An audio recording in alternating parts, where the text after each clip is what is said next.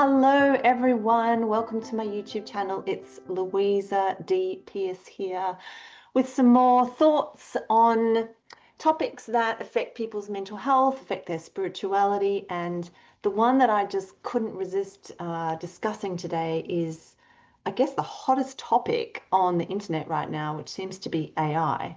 And where are we going? What is it doing? How is it challenging us as a collective to address all the issues that may be looming, but also to integrate the evolution of AI with our own evolution. So it's a pretty deep topic, but I'm going to try and do it as much justice as I can in a short space of time.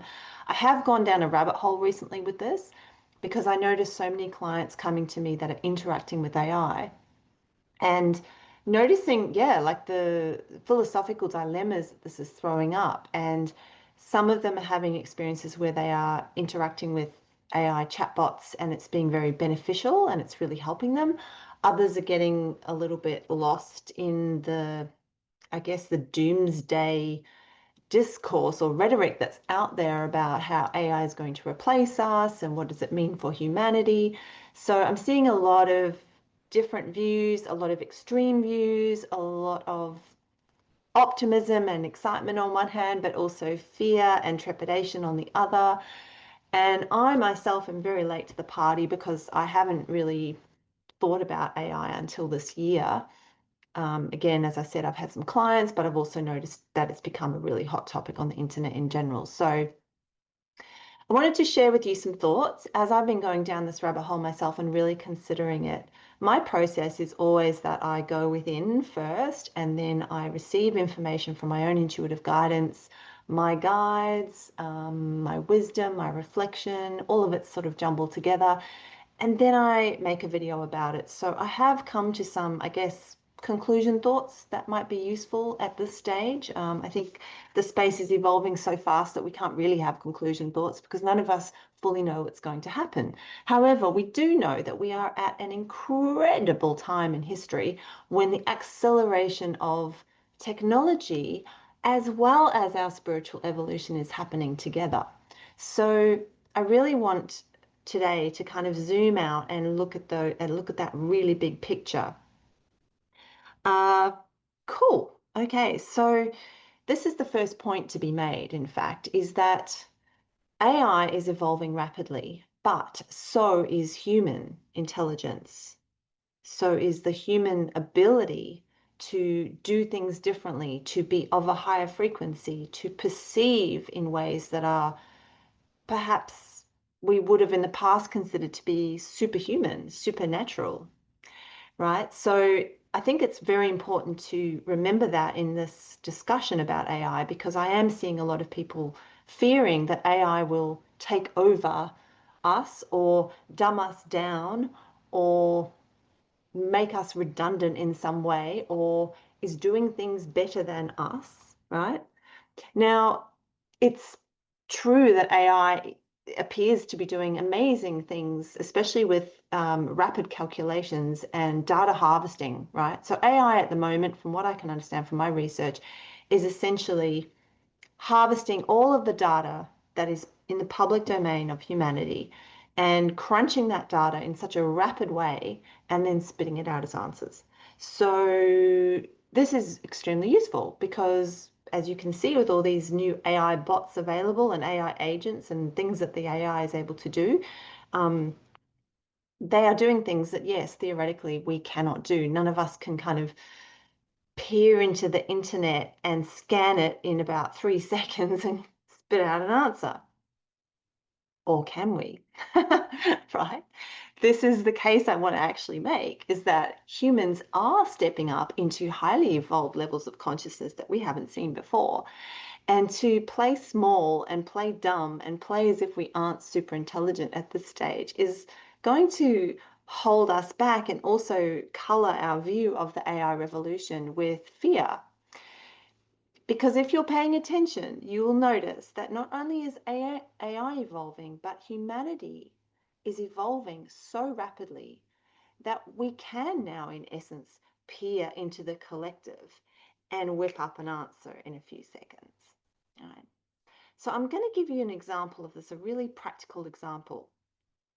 Um, my husband got really sick the other night. Now, what happened was I was sleeping and I woke up and I saw that the light was on in the bathroom and I thought that's strange. And I didn't know that he was sick at this point. This is what I need to point out. I didn't know that he was sick. I just saw the light was on in the bathroom. So it was unusual, yes. But what I did is I mean, he might have just been getting up. So what I did is I consulted with my own inner guidance and I went, what is wrong? And instantly my stomach hurt. I got a stomach ache, just a little one, just an ache. And I knew he had a stomach ache. He had a stomach problem. Sure enough, he came back to bed. I asked him if he was all right, and he told me that he had a stomach bug.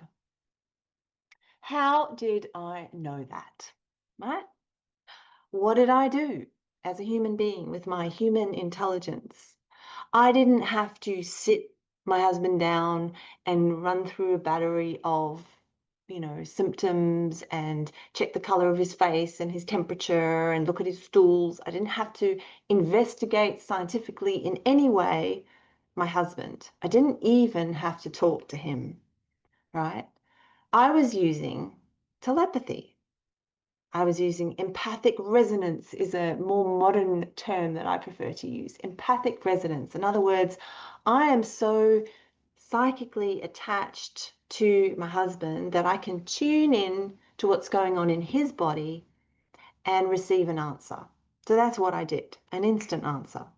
So this is humans working at a quantum level with each other in a conscious way, because I believe we've always done this, but we've been unconscious of it. Now, as we begin to rise in consciousness, we actually become aware of what we can do.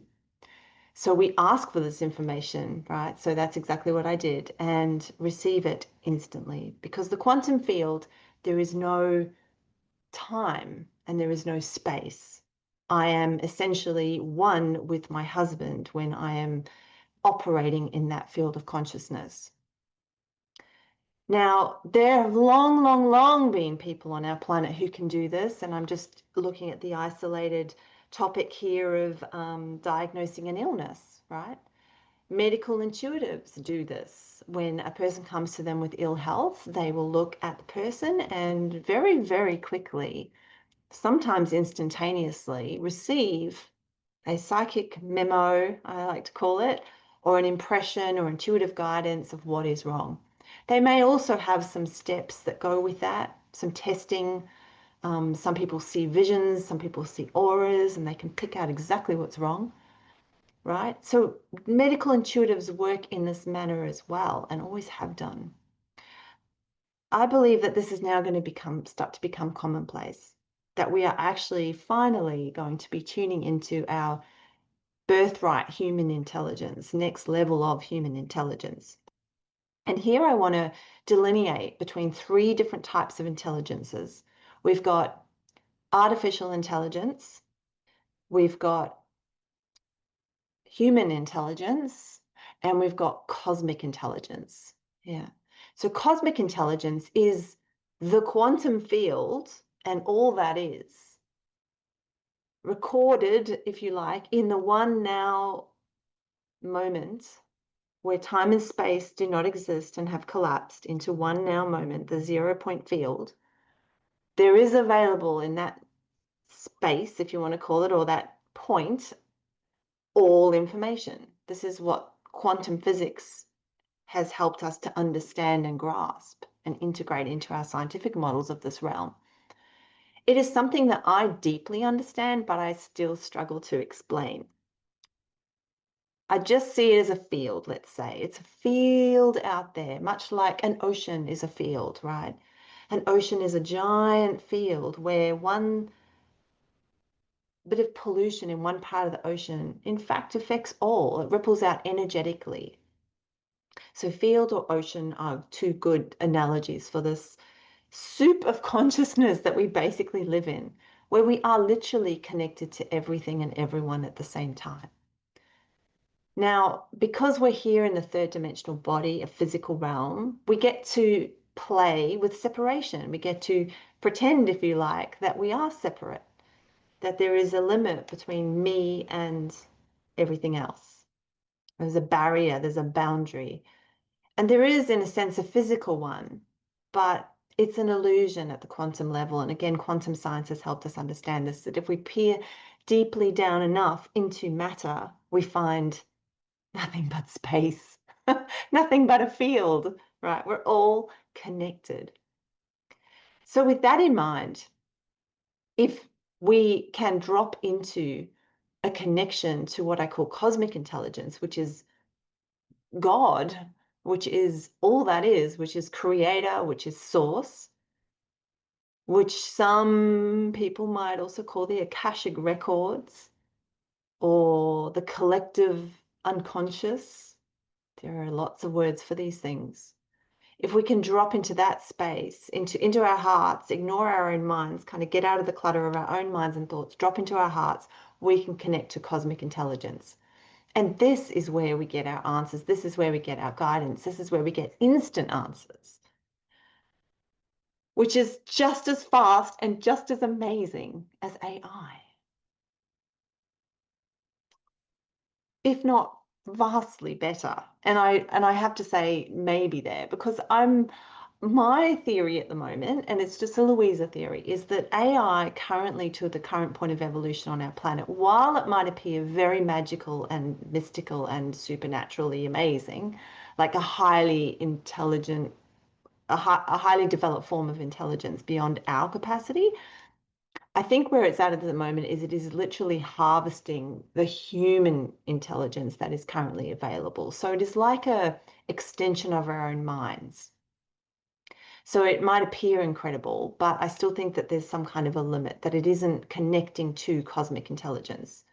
Or if it is only doing so through us. So, for example, if somebody who is a channeler is writing a lot of blogs about high consciousness, then AI is scraping, as they call it, scraping the internet for all that data and spitting it out to you or I. So it isn't to say that AI can't have highly spiritual and multidimensional type of answers for people if that's what they seek. It's just to say that it is limited by what is currently available on the internet or in the public domain. That's my understanding of it so far.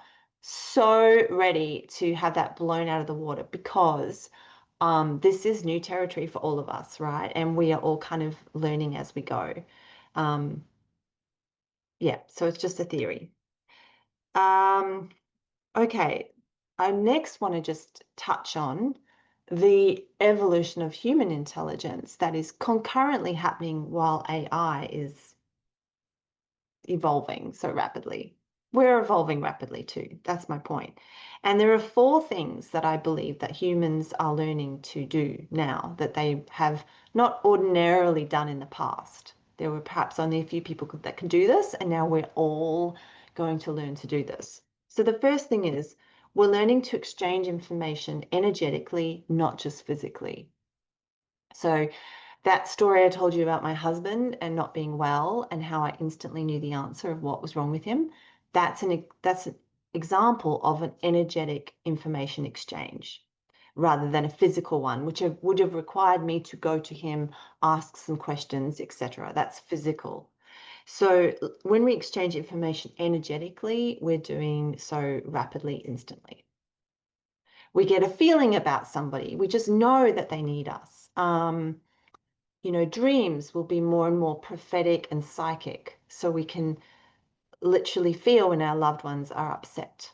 When we talk to people, we'll just sense the story behind what they're saying. We'll understand people much more deeply.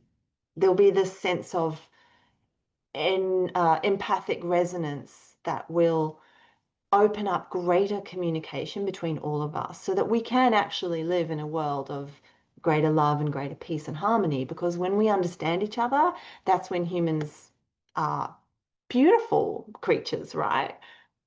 We often act unconsciously because we don't understand each other, because we judge people or think that they are somehow wrong.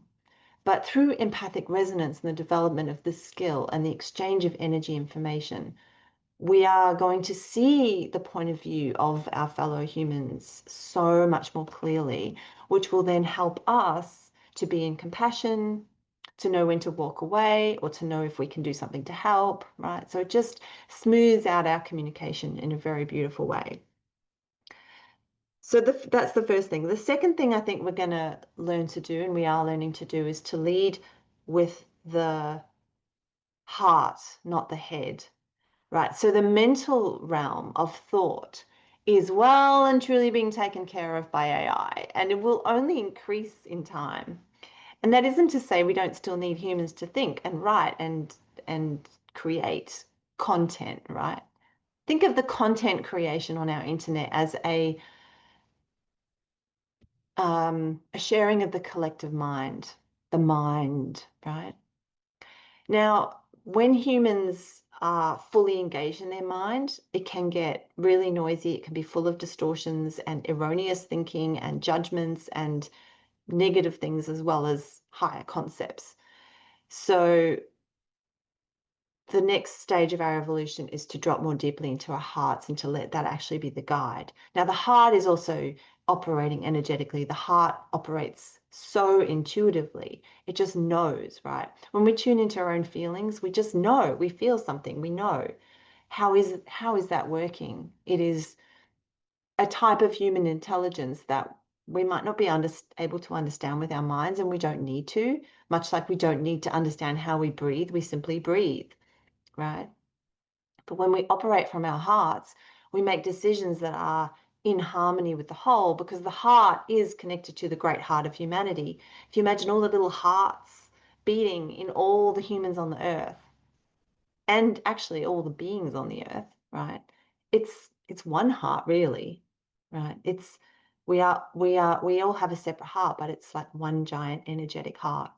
So when we let our hearts lead, the heart has the right answers. The heart knows exactly what we need for our own personal involvement and joy and progress and growth, but it also knows how to meet the needs of others and their environment around us in a way that's harmonious. The decisions or the choices that we're faced in life, they'll always have ethical consequences and varying degrees of frequency. So some decisions will be based in fear, some will be in love. I call them I like to say that there is a decision that is of the highest timeline frequency possible. There's always a decision available out of all the choices you've got.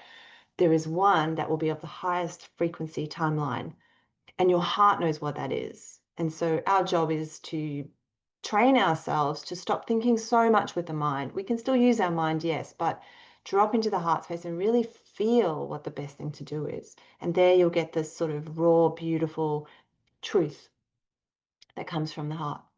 So that's the second thing. The third thing is I think we are already learning to create with thought consciously. So this is where we're using our mind not just to explore and explain and to analyze and to judge and, you know, to think, but to co-create with the universe. We're beginning to appreciate how powerful our thoughts are, because the AI thoughts are not electromagnetic charge points, right? When AI has a thought, it is a data packet of information that goes out there in the quantum field. But when humans have a thought, it is electromagnetic. Thoughts electrical, heart magnetic. The two things combine, and boom, we have creation. We create in this realm. So AI is a tool to that creation because it may well inspire a thought, heart, mind connection, which then creates in the quantum field. But it itself does not have that power. It is humans that have that power because of our design, because of the way we are made. So we're going to learn to appreciate that a lot more as AI comes into our everyday awareness and we realize the similarities and the differences, what makes humans special. And the fourth thing is we're going to learn to download cosmic intelligence a lot more easily, right? So this recognition that we have a direct phone line at any time, a portal of communication to cosmic intelligence. And again, I suspect that this is not something that AI has at this stage. Could be wrong there. Could be wrong. Happy to hear your thoughts. I think this whole scenario of AI and its place, and is it sentient? Is it conscious? What is it? Is, something that we will continually be exploring in the next, well, the rest of my lifetime, I'm sure. And how it weaves into the human evolution is going to be absolutely fascinating. So I'm excited. I'm not in fear. I was in fear. There is a bit of fear porn going on the internet. I wouldn't advise you to get too uh, blown away by that kind of rhetoric. Like, have a look at it all. Do exactly, something like what I did, where you just basically review all the different storylines. I found some very sort of sensible, middle of the road people that are thinking about the stuff. And